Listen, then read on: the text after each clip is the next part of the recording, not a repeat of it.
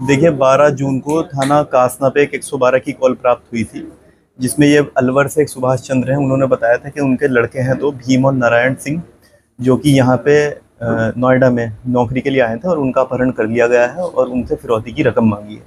इस सूचना को तत्काल संज्ञान में लेके एसीपी 3 के नेतृत्व में टीमों का गठन हुआ और थाना कासना और एसओजी की जो टीम है उन्होंने इस पर काम करना शुरू किया। जब इसमें हमने कुछ लिंक्स निकाले टेक्निकली और अपनी इंटेलिजेंस से, तो इसमें ये चीज़ें सामने आई कि इसमें कुछ ऑर्गेनाइज्ड गैंग है बेटिंग का, जो इसमें ऑपरेट कर रहा है और संभवतः वो लड़के भी उस गैंग्स में शामिल थे।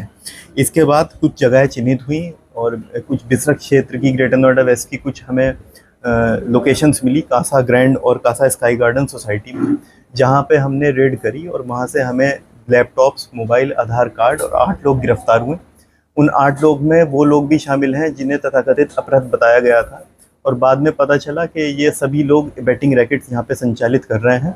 वो 2 लोग जिनकी अपहरण की सूचना दी थी वो भी इस बेटिंग रैकेट में शामिल हैं और उनसे कुछ हिसाब के लेन देन में गड़बड़ी हुई थी। उसके बाद उन्होंने ये योजना बनाई थी अपने मैनेजर्स के साथ कि अगर आप हमें अपहरण दिखाएंगे और हमारे घर वालों से ये पैसा मांगेंगे तो शायद ये इस तरह से आपका जो लॉस है 10 लाख का, ये पूरा हो जाएगा। इस पूरी सूचना के बाद यहाँ से जब उनका कॉल उनके घर गई अलवर, और अलवर जाने के बाद वहाँ से उनके पेरेंट्स ने पैसा ट्रांसफ़र किया, उसके बाद वो यहाँ आए और 112 की कॉल जनरेट हुई। इस तरह से पूरा ये घटनाक्रम की शुरुआत हुई और फिर ये थाना कासना और एसओजी टीम ने इस पूरी घटना का अनावरण किया है। जो इनके अपराध करने का तरीका है, जो इसमें रुद्र क्रिक लाइव करके एक ऐप है और इसमें थाईलैंड में बैठे हुए कुछ लोग, विशाल, ध्रुव, सुखदेव, सनी जेतवा, ये 4 लोग इसको ऑपरेट कर रहे हैं विदेश से, थाईलैंड से, कुछ दुबई के भी इनके लिंक्स हैं। दिल्ली एनसीआर में इनकी लगभग 20 ब्रांचेज़ हैं और ये क्रिकेटिंग डे पे जब भी कोई मैच होता है, इस तरह की बात होती है, तो ये ऑपरेट करते हैं। हर ब्रांच में 7-8 लड़के, 3-4 लड़के हैं जो कि ये सब बैटिंग इनिशिएट करते हैं और उनके कुछ मैनेजर्स हैं। ये सब सैलरी बेस्ड हैं। सारा जो पैसा, जैसे मैंने आपको अमाउंट बताया कि 2 से 3 लाख का प्रॉफिट पर डे होता है, वो सारा अलग अलग अकाउंट से लॉन्डर होके, रोटेट होके थाईलैंड इसमें पहुंच रहा है। इस ऐप का सिस्टम, ये ऐप इंडिया में बैंड है। ये इसका प्रमोशन कुछ हमें पता चला है कुछ इन्फ्लुएंसर्स, और उसके साथ साथ जो सर्च जब हम कुछ करते हैं तो उसके बाद जो पॉपअप होके पेजेस पर आता है उसके थ्रू करते हैं। इंडिया में ये ऐप बैंड है।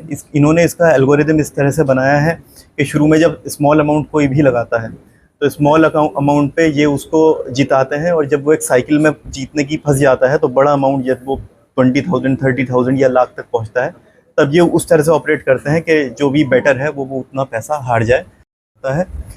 कोई भी बैटिंग लाइन जब ये नीचे बैटिंग शुरू कराते हैं तो जो बैटिंग लाइन, चाहे वो कोई यूज़र हो या फिर कोई ऐसा व्यक्ति हो जो अगले 10 यूज़र से इनको कनेक्ट करे, उस चेन को ये खुद से एक अपना अकाउंट देते हैं। उसी अकाउंट के ज़रिए सारी बैटिंग होती है।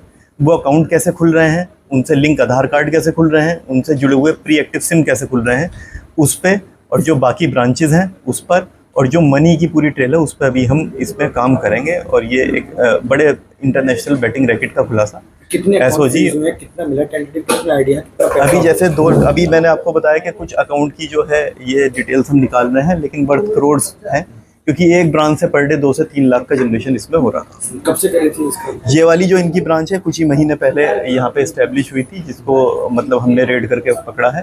बाकी कुछ ब्रांचेज इन्होंने बताई हैं दिल्ली में या एनसीआर के अन्य कई शहरों में, वो भी कुछ महीने, साल, 1.5 साल से एक्टिव है। सर आपने बताया कुछ इन्फ्लुएंसर से ये प्रमोट करा गया, क्या उन पे भी कार्रवाई होगी? हाँ, उनको नोटिस इसमें सर्व किया जाएगा। हम चिन्हीकरण का प्रयास जो है इसमें कर रहे हैं।